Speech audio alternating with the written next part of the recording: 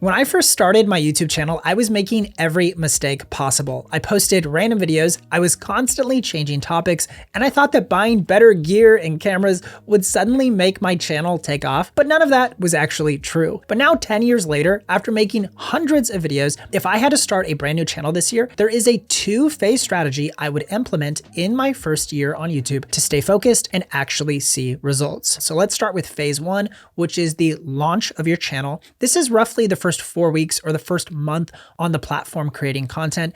And here, most new creators get stuck because they actually just spend weeks thinking and strategizing and planning out their niche or researching the best gear and cameras and just waiting until they have this perfect plan in their minds of what they think their channel should look like.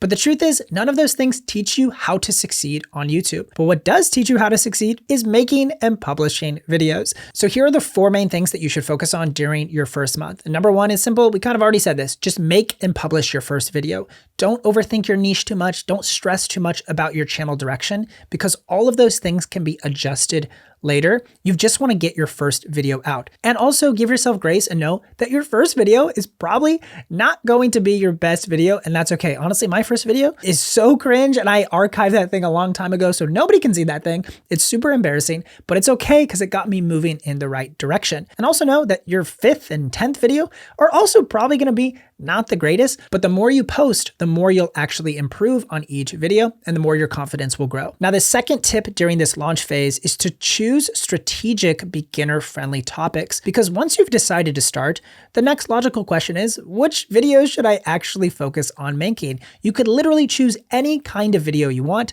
which feels a little bit overwhelming. So here at Think Media, we like a couple of really beginner-friendly proven formats that our students in our online program use time and time again to get views. So the first one is what we call the ASQ method, or answering specific questions. This is creating videos that answer commonly searched for questions that people are always searching for on the platform. So instead of trying to chase a really huge competitive topic, you can look for narrower questions within your niche that people are constantly searching for. For us, for example, it could be how to start a YouTube channel in 2026. This is a great video idea. It's very specific to our Think Media brand and is a constant search result that people are searching for if they want to start a YouTube channel. Maybe you're in the real estate niche and you can make a video called how to purchase a house as a first-time home buyer that speaks directly to that pain point and the question that most first-time home buyers have. Or maybe you teach people how to cut their own hair with clippers. I mean, if that's you, if you're cutting your own hair with clippers, shouts out to you. And if you want to, there's a video literally out there that teaches you how to cut your own hair. And another method we love is called the RSP method, or reviewing specific products. So almost every niche, regardless of what your channel is about, has products or software or books and gear that people are researching prior to making a buying decision. They're searching, what are the best hair clippers for men's? Or what are the best entrepreneurship books for college students? Reviewing these specific products are a great way to show up in search results. So the goal here is to not just post random videos that have no chance of getting seen. The goal is to create videos that have a realistic chance of getting discovered through search and suggested methods on the YouTube platform. And if you want help from our team on your YouTube channel strategy, you've got to check out our One Video Away event. It's a 3-day live workshop for coaches, consultants, business owners, and serious creators who want to win on YouTube. And it's only $47 to get signed up. The link is in the description so you can check it out. And if you're not a business owner or you don't already have a channel up and running, that's totally okay. We constantly have free events and trainings running no matter what stage of your YouTube journey you're in. And we'll link those events in the description below as well. Now, the third thing you want to make sure you do during this launch phase is to keep your tech setup simple. Do not let gear become an excuse as to why you're not making content. This was honestly me, so I'll call myself out here. I always told myself, as soon as I get my YouTube studio space dialed in, that's when I'll start my channel and start showing up more consistently.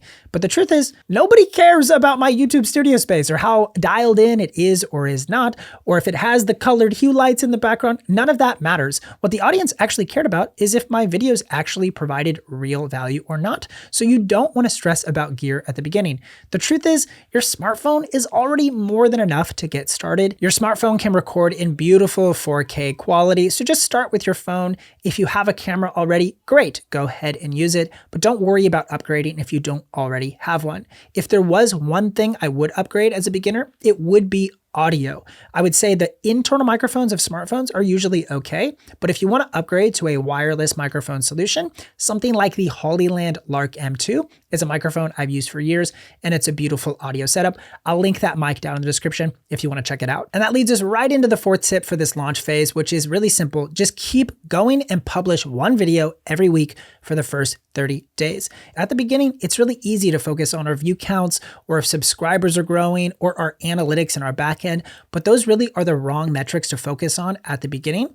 During phase one, we've got to measure success by looking at the right things, which are counting uploads. If you've uploaded 1 time, 3 times, 6 times, that's a bigger win at the beginning than however many views you maybe are or are not getting. So the goal is to build momentum and develop the habit of turning all of these ideas we have for potential video ideas into actual finished videos that we hit publish on the YouTube platform. So here's the summary of phase one. Number one, you want to launch your channel and actually just start posting videos to begin with. Then you want to keep publishing 1 video per week for the first 4 weeks. So at this point, you're a month in, you have 3 to 4 videos on the platform, and your focus is on consistency rather than necessarily performance or views or subscribers. During this phase one, we're counting uploads and not views. Now, after you've published a handful of videos, we can move into the second phase, which is what we call the growth phase. So this is the rest of your first year on the platform. And maybe you've published a handful of videos, you're getting a few subscribers, and some of your videos are picking up traction. This is great.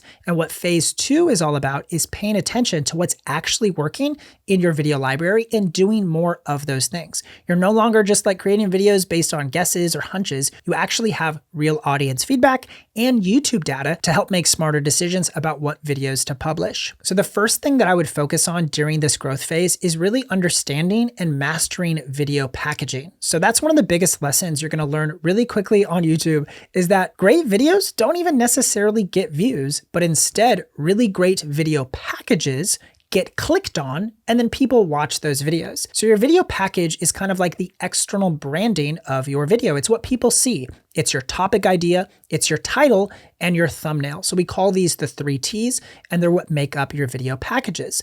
And the truth is, people can't actually watch a video that they never click on. So really mastering packaging and getting people to click on our video in the first place is so important. So here we need to study things like our click-through rates, what topics are actually generating interest and getting people to click on the video, what thumbnails are stopping people from scrolling and deciding, hey, this thing actually looks super curious or interesting. I want to click on that video because it had a good package. Now, how do you figure out how to improve your video packages? Well, this is where our second tip comes in, which is studying your YouTube Studio data. This is going to be a really important thing for you as you're trying to grow on YouTube. You've got to get really comfortable with the back end of your YouTube Studio to understand what's going on there. Inside of your YouTube Studio, some of the analytics you want to get familiar with are things like your click-through rate, which tells you how many people who actually had the opportunity to click in and watch your video actually decided to click in the first place. So a good click-through rate is something maybe around 3 or 4 or 5%. That's a decent click-through rate. But if you're getting lower than 2% or 1%, this means that your video packaging is pretty poor, and we need to improve our thumbnails or our titles or our broader video topics in the first place to get those click-through rates up. You can also look at average view duration or average percentage viewed. These are really helpful analytics to help you understand how long people are actually watching your videos for, and if you can improve your storytelling in any way. And a similar stat inside of your studio is looking at your retention graphs. This is actually a visual representation of how your audience is engaging with your content and where they check in and also where they check out and decide this video is not worth watching anymore. Your retention graphs can honestly be really humbling and tell you where your storytelling is really losing people and how you can improve your future videos. And the goal here is not to over obsess on analytics, but the main goal would be to understand, why do some videos perform better than others? A phrase we often say here at Think Media is success leaves clues, make part twos. So anytime you have a successful video on your channel that outperforms other videos, that's an indicator to you that there's demand for that content. You're doing something right, so celebrate that and then figure out, how could I actually turn this video into a part 2 in the future, or a series of videos that would serve my audience. Now, our next tip is kind of similar, which is trying to find outlier videos. Now, an outlier is really just any video that performs significantly better than a channel's average. So this could be your own channel, trying to find outliers that you've produced yourself, but also can be really helpful to study other channels' outliers outliers to see what's working for your competition in the space. Now, there's a tool that just speeds up this process so much. It's called VidIQ. They've actually been a longtime partner of this channel. If you want to check it out, I'll link it down in the description below so you can install the plugin and get your own studio dashboard set up. You can actually get started for as cheap as $1, so we'll link it in the description. But VidIQ will actually generate outlier scores on content right there as you're navigating YouTube, and you can see where people are having breakout videos that are really high performance. And anytime you see that, that's an indicator to you that there's demand for that content to be produced. And even further inside of their dashboard, you can research outlier videos based on keyword topic or channel size or how recently videos were uploaded. So you can try to figure out, okay, what's working right now in the space that I'm trying to compete in, and trying to find outliers that you could then replicate. And that kind of leads right into our fourth tip, which is to leverage what we call trend surfing.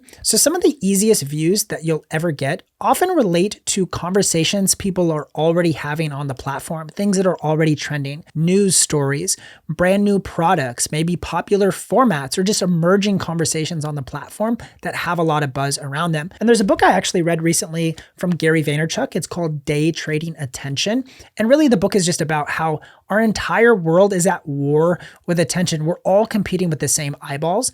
And so this book wrestles with, how do you actually compete on the different platforms and try to break through the noise? Well, a great way is actually identifying trends and making your own commentary around them. Now, remember, you don't always have to try to reinvent the wheel here and find brand new markets and brand new ideas. A phrase I often like to say is copy and taste. So you don't just have to like copy and paste other formats and ideas and titles right into your videos. That can feel a little bit inauthentic. But for you instead, maybe you could copy the format and like borrow a format or an idea or a news story that you saw is trending, and then add your own creative taste or flavor, commentary into that video so it feels fresh and authentic to you, but you don't have to try to reinvent a brand new format or breaking news story. And the fifth tip during this growth phase is to just keep at it, keep posting videos. So many creators we see quit after just a few uploads. They try this out for a month or two, they post 5 videos or 10 videos, and the views don't match what maybe their expectations were, and then they just burn out and they quit. But the truth is,